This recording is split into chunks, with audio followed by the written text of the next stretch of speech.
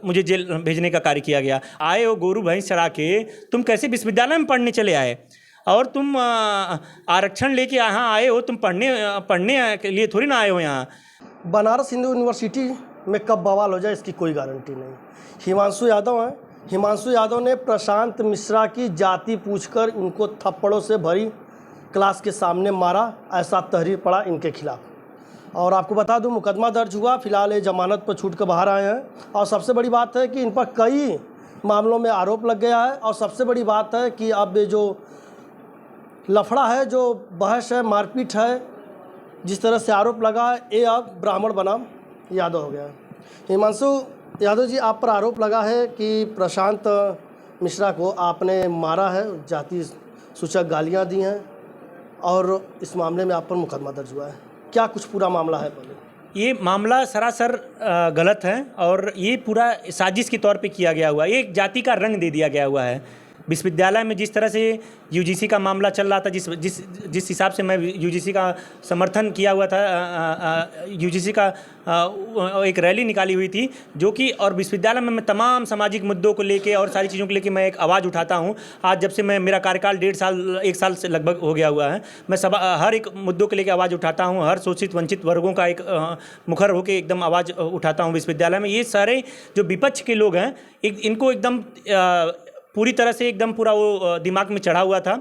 और मेरे ऊपर साजिशन वहाँ पे ऐसा जो मिश्रा जो था, प्रशांत मिश्रा, मैं उसका नाम तक नहीं पूछा था। मैं उससे बस नॉर्मली मैं पूछा था कि आप किस कोर्स में पढ़ रहे हैं और कौन सी ईयर में हैं। तो वही इतनी बात पे मैं वो हमसे तू मतलब कि जवान लड़ाने लगा, तुम तड़ाक गाली गलौज करने लगा। तो मैं उससे बताया कि बोलने लगा तुम यहाँ के मठाधीश हो, क्या हो, हाँ तुम हमसे पूछ रहे हो। तो ये सब सारी चीज़ें मुझे बोलने लगा। तो मैं उससे कहा कि अरे बाबू आराम से बात करो, मैं तुम्हारा सीनियर छात्र हूँ, मैं यहाँ इकाई अध्यक्ष हूँ, मैं हिमांशु यादव हूँ। तो कहा कि तुम यादव हो, तुम आए हो गोरू भैंस चरा के, तुम कैसे विश्वविद्यालय में पढ़ने चले आए? और तुम आरक्षण लेके यहाँ आए हो, तुम पढ़ने के लिए थोड़ी ना आए हो यहाँ। और मुझे जातिगत टिप्पणी करते वो खुद ही आरोपी जो है, वो खुद ही मुझे आरोप मेरे ऊपर गढ़ रहा है। आप किस फैकल्टी के हो? किस फैकल्टी के हो? वो मैं सोशल साइंस फैकल्टी का हूँ, वो हिंदी डिपार्टमेंट फैकल्टी का था। ऐसा क्या कारण था हिमांशु जी की आपने प्रशांत मिश्रा से पूछा यहाँ क्यों रुके हुए हैं? और आखिरकार बहस पहले किसी मामले को लेकर बहस हुआ होगा, उसके बाद उन्होंने कह दिया कि आपने उनको थप्पड़ों से बरसात कर दिया। कोई ऐसा कोई प्रकरण नहीं। मैं आपको सीधे मैं बताना चाहता हूँ आपके चैनल के माध्यम से, भारत समाचार के माध्यम से, ऐसा कोई प्रकरण नहीं हुआ था जातिगत, और न कोई थप्पड़ मारा गया हुआ था। वहाँ कहाँ सुनी हुई थी जिसमें धक्का मुक्की हुई थी वहाँ पे, और ये इसको जाति रंग देते हुए जो प्रशांत मिश्रा था वो तो समझौता भी करने के लिए तैयार था, लेकिन इसके पीछे जो के लोग हैं, जो विपक्ष के लोग हैं, इसको साजिशन मुझे फंसाने की कोशिश करते हुए इसके ऊपर मेरे ऊपर मैं एक हिमांशु यादव हूँ, मैं छात्र सभा का इकाई अध्यक्ष हूँ, और मैं एक शोषित वंचित वर्ग से आता हूँ। इस वजह से मुझे साजिशन मुझे फंसाने की कोशिश किया गया हुआ है। आपसे कभी आप लोग का मुलाकात था?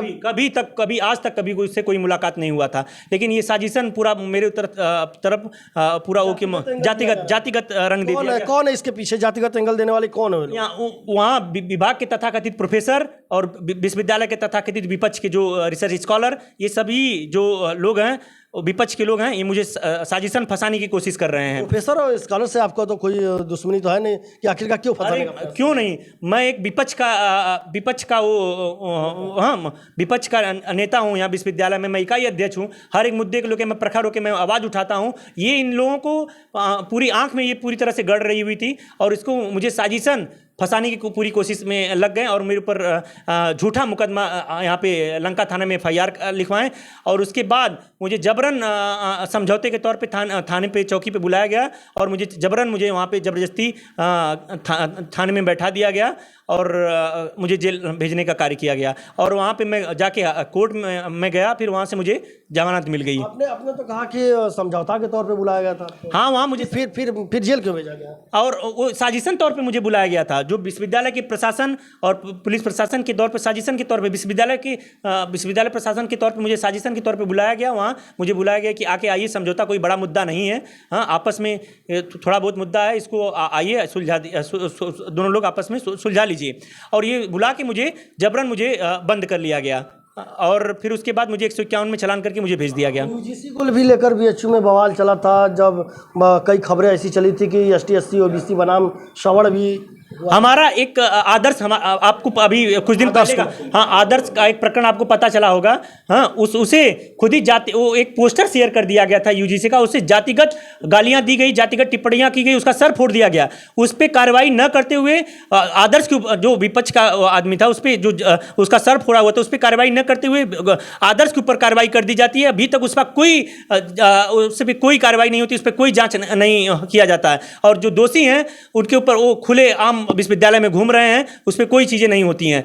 और इस पे जो पीड़ित है उसी को प्रताड़ित किया जा रहा है। बताइए, एक मैं ऐसा गवाह हूं, और भी तमाम ऐसी चीज़ें हैं। अभी आप एक पेट्रोल पंप पे एक विश्वविद्यालय का एक रिसर्च स्कॉलर, मैं नाम नहीं लेना चाहूँगा, कि रिसर्च स्कॉलर वहाँ पे जाके उसको पेट्रोल पंप पे एक पेट्रोल कर्मी को एक लात से मारता है। आप लोगों को ये प्रकरण समझ में आई होगी। विश्वविद्यालय का रिसर्च स्कॉलर पीडीएफ करने वाला व्यक्ति है, वो जाके लात से उसको मारता है, उसको पीटता है और उसको अधमरा करके चला आता है। वो भी जाता है लंका थाने में, तहरीर देता है, तब भी उसके ऊपर कोई, जो पीड़ित है उसके ऊपर कोई कार्रवाई नहीं होती है। और आपने तहरीर दिया था? बिल्कुल, मैं अभी तहरीर दिया हूं, अभी उस पर कोई उस तरह से कार्रवाई नहीं हुई। अगर कार्रवाई यहाँ लंका थाने से नहीं होती है, अगर यहाँ सीपीएसपी तक कार्रवाई नहीं होती, तो मैं कोर्ट जाऊंगा। कोर्ट पे अगर नहीं होता है तो हाई कोर्ट तक मैं जाऊंगा। अगर निष्पक्ष अगर इस पर सारी चीज कार्रवाई नहीं होंगी तो इसमें मैं खड़ा रहूंगा। इतनी आसानी से आप पर मुकदमा दर्ज करा दिया गया, तो इस पर पुलिस पर भी दबाव था, किनका दबाव रहा होगा? पुलिस प्रशासन का क्या दबाव, विश्वविद्यालय प्रशासन, सारे लोगों, कोई दबाव उस तरह से चीज़ें नहीं। ये जाति रंग को देखते हुए दबाव